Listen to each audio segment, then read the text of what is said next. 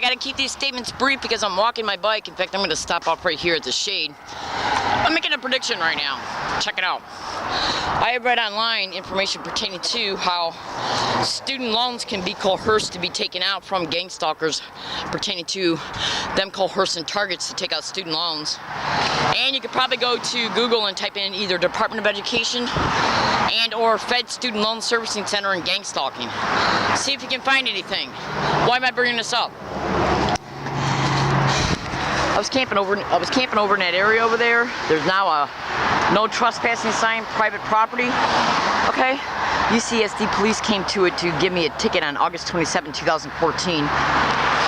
The original court date per that ticket was October 22nd. I went down there on that date and found out that they changed the court date to December 1st.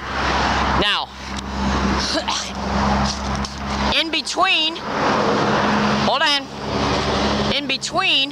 I've been reviewed through Social Services, and now I'm being reviewed through Social Security Disability. Now, when I go to court on December 1st, 2014 for this ticket that I got by UCSD, I'm all over the internet exposing UCSD and gang stalking. Just Google it. Learning Disabled Woman exposes gang stalking at UCSD. Google it extensively and YouTube it as well. So when I go to court on December 1st, and they say, they might not even offer me a plea bargain. They might just say, well, this is your second offense, because guess what they did? On the morning of November 9th, 2014, I was at that area. Okay? I hadn't moved yet, but I had already started moving property, and I got videos to prove it. Hold on a second. Now, I got numerous videos showing me with huge, big, gigantic duffel bags of property bagged up, and me literally stating I'm moving this property right now. I also made videos saying, let's see if I'm arrested before I can completely move out of here. On the morning of November 9th, 2014, I made a tweet on Twitter saying, let's see if I'm arrested, robbed, assaulted, raped in the next year. 22 hours later, UCSD and SDPD came to my hiking area and arrested me. I was in a detention center for 4 days, brutally assaulted inside the courthouse jail. Then the public defender comes out and he says, we'll give you a plea agreement as long as you sign this paper. Okay, while I was being rushed by a San Diego sheriff's deputy, because she kept saying, hurry up and sign, you're holding up the bus. Then after I sign it, the public defender leaves and then comes back and says I signed the wrong paper. I don't have my glasses on because my glasses were left inside the tent when they arrested me. So I got assaulted in their courthouse jail.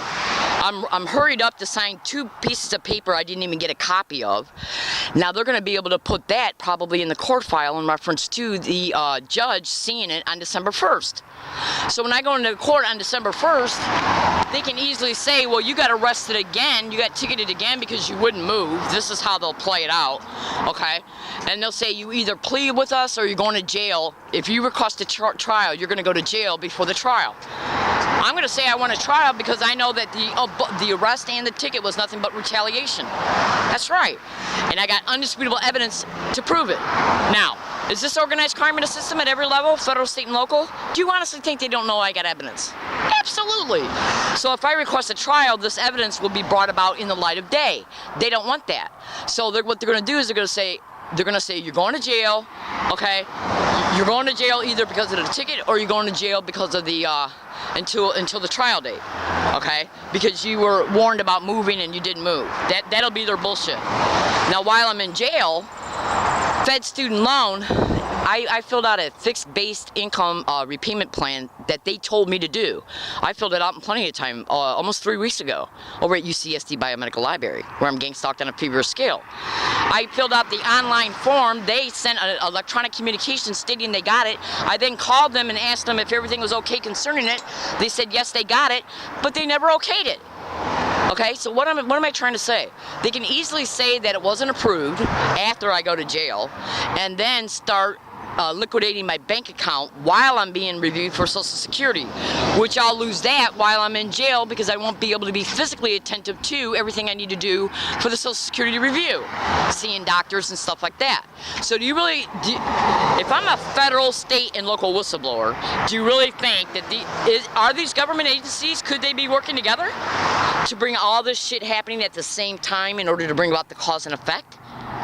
When I was arrested on November 10th, 2014, a San Diego police officer, when he went to go take me out of the van, asked me to sign a piece of paper in reference to like the money that you got on your person.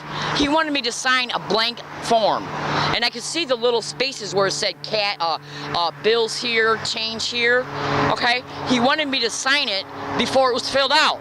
I told him no, and you know what he said? He goes, well, I'm going to give you another. I'm going to give you another ticket for impeding something. I said, go ahead then. I go, I'm not signing nothing blank, especially when it's got to do with my income. So he took me inside, and then he counted out $1,256 cash. Okay. The point being is this. Okay. Why would he get me to sign a blank form? Why did the public defender have me sign 2 forms but not give me a copy of none? Why didn't I get a copy of the police ticket I got from this arrest? Why? Why? Why am I not allowed to get a police report for 60 days concerning that arrest? Why? Why? See, in organized stalking and gang stalking, the whole goal is to put you out on the street. They literally created the homelessness they're monopolizing on to entrap me in jail. While I'm in jail, I can't take care of the Social Security Disability Review.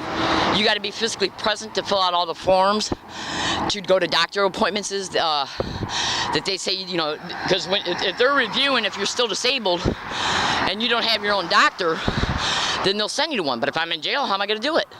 If I'm in jail more than 31 days, Social Security told me that I could I could be suspended from Social Security.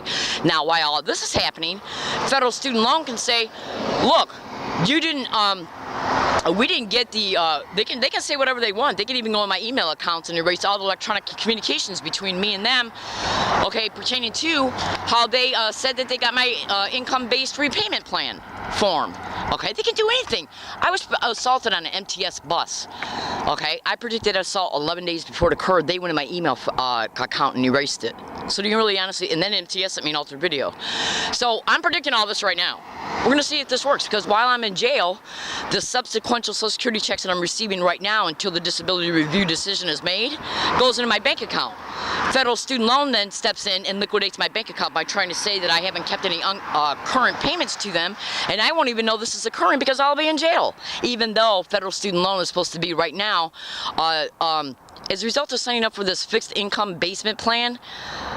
They're saying I don't have to pay them for a year. Then why haven't they sent me any verification letters to that effect? Because they're going to go after the money that Social Security is going to pay me while I'm still eligible for it. Okay? Then they're going to create an event to steal the cash I got on me now. Make no mistake about it. That way, when I get released from jail, I'll